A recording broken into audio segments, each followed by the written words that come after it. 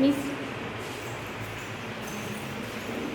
நம்ம இதை வந்து பார்க்க போகிறது விளைவு வினைச்சொல். விளைவுனா வினைச்சொல்.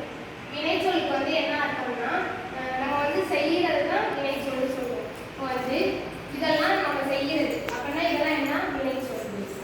ஸ்லீப் தூங்கு, டேக் எடு, பிளே விளையாடு, வாக் நட, ராக் வரை, ஜம்ப் குதி, கம் வா, ட்ரிங்க்